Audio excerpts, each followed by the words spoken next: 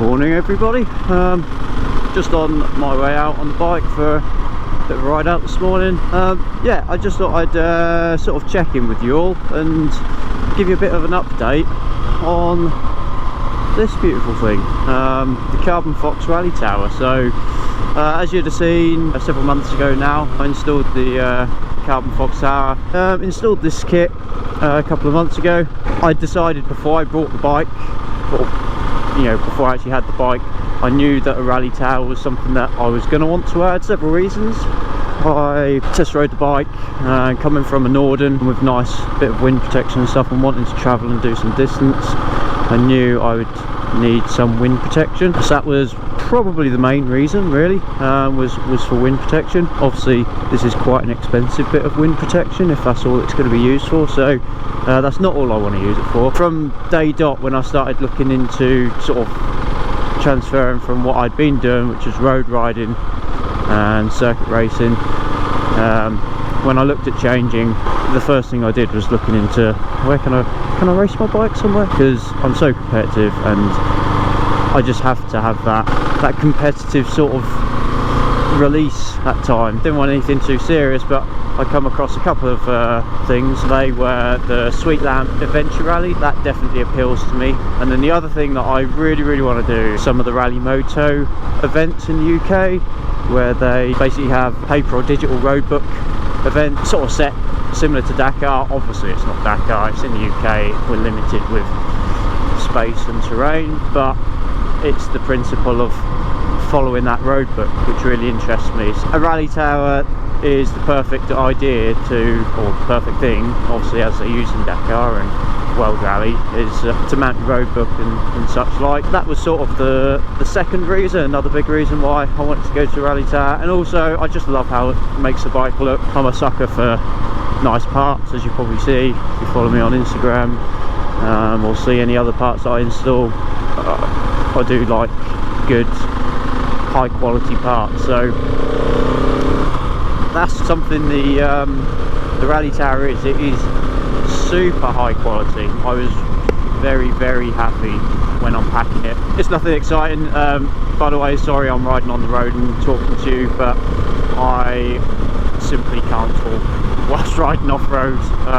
It'll just be me huffing and puffing. I'll give it a go later today and see how we get on. So yeah, where was I? Yeah, quality. I mean, as you'd expect, it is one of the more expensive towers on the market for these bikes. The quality is incredible. I was very happy. The design is pretty spot on. So yeah, very happy. The fit is very nice. As I say, I've got the video of installing.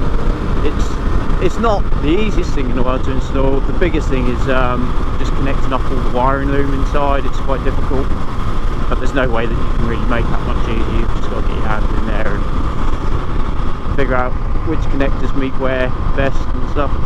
So yeah, the install takes some time, but you just need to take the time to do it right, do it once. Functionality, I think it's great. This top plate can be changed for a different one if you want to mount sort of digital devices like I have at the moment. I've got the quad lock on there, the anti-vibration damper, and it's also got the wireless charging head fitted on there, which is really handy. You can also change it out to a different plate, this top part, where you can mount your, I think it's like F2Rs and stuff like that, your proper rally roadbook kit and your trip meters and stuff like that. So I really like that, how you can mix and match and change it up if you run different events, or have, you want to go travelling and have a tablet on there, you can put this plate on, and then, I don't know, come back from your travels and then you want to go and race a rally somewhere, you can change it up for the roadbook holder if that's what you require. Where are you going, matey? Okay, good indication. There's lots of space to add other bits and pieces if you need to. This is quite a nice big space. I've measured up, I'm pretty confident a nice like Samsung active tab or something will fit in there nicely, which is what I plan to do. And if I do the rally motor, I'll probably go digital roadbook route. Back to the tower itself, so it doesn't come without its flaws, and I don't think anything will, especially when it's sort of quite a big change to the bike with this. So a few things that I have found out that would be nice to improve or change was, I lowered the back of the bike initially with a linkage, and lowered it with a Cuba link, about 1.25 inches I think it was. And once I'd lowered the bike, obviously I dropped the forks through, but not quite as much. So yes, I dropped the forks through as much as I could, but without the bar risers on, there was only so far you could go.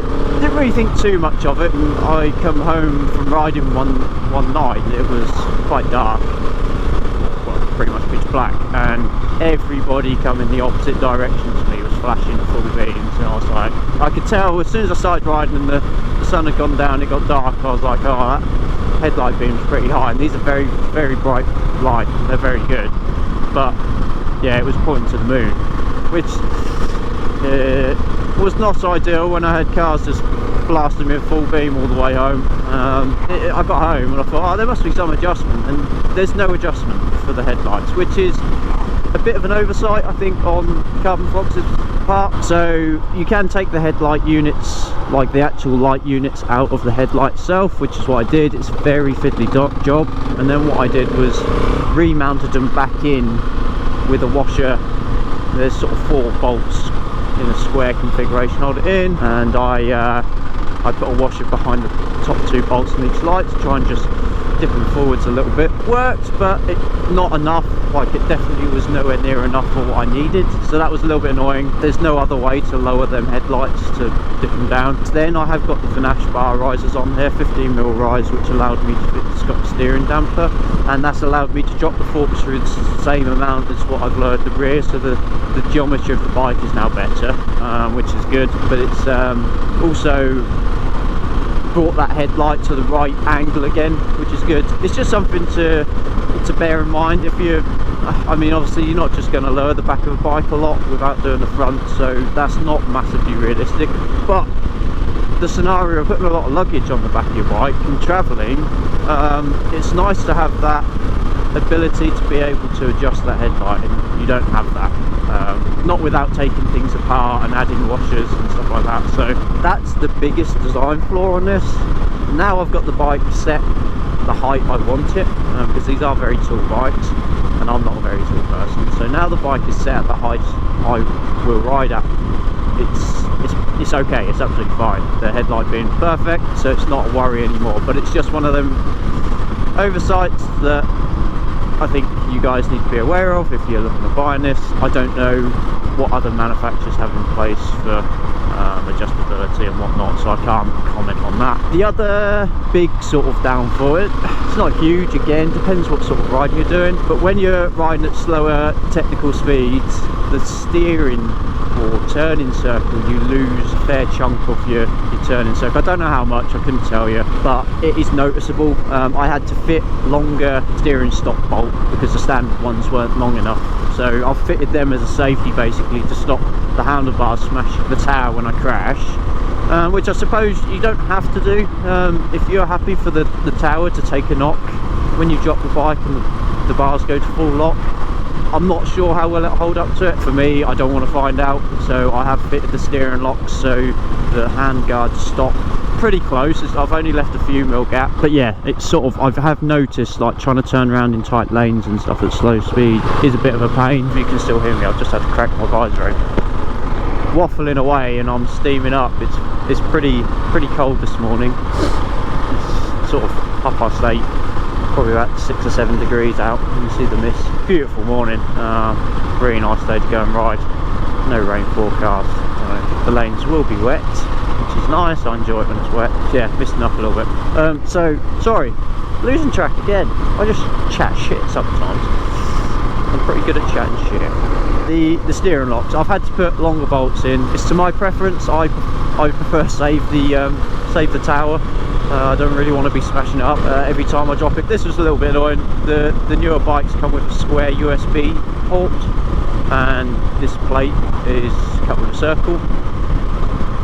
So you have to change from the OEM one to a non-standard part. So I haven't done that yet. I need to get around to it. I don't really use it that much, but it's nice to have the option to have like a USB in there if I need it. So I will change that at some point. But I've spoken to Carbon Fox and they're very, very helpful. I've spoken to them about all of these issues, and it is stuff that they're looking into. They have been trying to devise a an adjustment of some sort for the headlight, and I did speak to them about this as well, and they did say they'd look into that, because it's only laser cut. They just need to measure up for the USB that comes standard, and then you can reuse your original USB, which would be nice. So yeah, I mean, that's it. I mean, it's cleaning and stuff like that and maintenance, it's really easy. I'm really happy with it.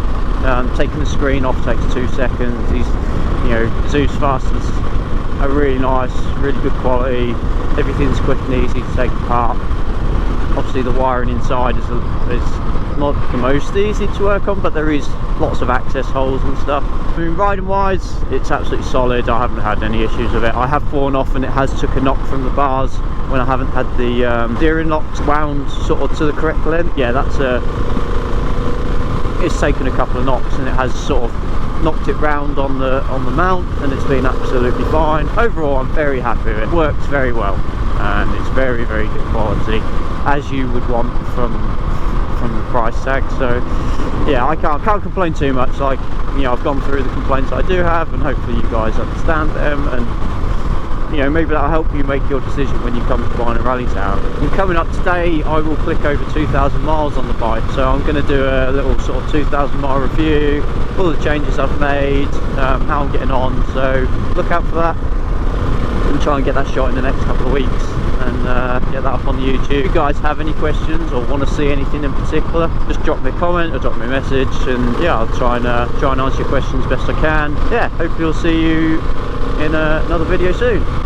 Cheers for watching. So I made the video a few weeks ago, the bit that you've just watched, where I was riding the bike, and I was sort of discussing pros and cons to the rally tower and the Carbon Fox kit. Basically, the week after I shot the video and was editing, a few bits turned up from Carbon Fox, so yeah, I thought I'd sort of just add this in at the end, just to show they are thinking about the solutions, and all the feedback I've given them, even though it's a sort of, say, tried and tested product that they're selling, they're still implementing improvements and stuff. So like I say, the biggest thing that I spoke about really was the headlight adjustment, or lack of. The fact that you pretty much, there is no adjustment. The only way that you can adjust them is you take this cover off, which is just 3 screws, and then there's four screws that hold each of the 2 lights on. And what I did was take them off and add a washer, 3 or 4 mil worth of washers behind the top 2 on each light, so then the light dipped forward slightly. So that is the way you can adjust the lights. So I did that, and I wrote to Carbon Fox and spoke to them about the fact that firstly the assembly and disassembly of the lights was quite tricky, because the lights sit onto a plate, and behind that plate was 2 separate, I'll show them here, 2 of these, hopefully it's going to focus, 2 of these little anchor nut plates, and the access hole behind is quite small, so once these drop down, quite difficult to line up and hold in position to screw the lights back in. So they actually come up with a solution, and they've made these ones, so you can just hold it in one position and they all line up. So I haven't fitted these yet. That's one of the jobs I've got lined up, is to take the lights back out and refit these, because it's going to make future maintenance or any jobs that I need to do on it a lot easier. And then something I mentioned to them, it's not like a great deal, like a real issue, because in riding conditions the water's never really going to get in there, but I did notice that when I was washing the bike, in the access hole behind the lights, some water had got in, and because you've tilted them forward slightly, there's a small gap around the top, the thickness of them washers. It can allow water inside this unit, which you can take the front off and dry it out, it's not a problem. But I now know that when I'm washing the bike, not to direct water behind there, and to be fair, you don't need to, it's just my mistake. But they listened to that also, and they've sort of made, I mean, it's fairly basic, it's just a little foam gasket that's going to sit behind the lights, so when you tighten the lights down, it's going to sort of nip this gasket in there, and should stop dust or water getting ingressed into the headlight. So yeah, I was really happy that they responded to me, and have done over, you know, from day one when I first started speaking to them about the kit, when I was looking at buying the kit. So yeah, the fact that they've gone through the trouble of actually trying to make everyone's lives easier when it comes to assembling them. You know, my overall, really happy with the kit. I've now entered the 2 Sweet Van Baja rallies that they've got running this year, so really looking forward to doing them. As you can see, I don't know how much you can see from there, but the bike is in a million pieces at the minute. Rear shock is out. I've just re-greased all the bearings in there. I've also got the swing arm out and greased the bearings on the swing arm, so I think I've done about 2,500 miles now on the bike. It was just something playing in the back of my head. I really wanted to get it apart and grease them up, so I've done all the back end this time. Once that's all back together, front end's going to get stripped down, headstock bearings, re-grease and whatnot, and she should be good to go for the end of this winter and into the summer. So yeah, I'll be doing a review, as I mentioned previously, sort of 2,500 mile review.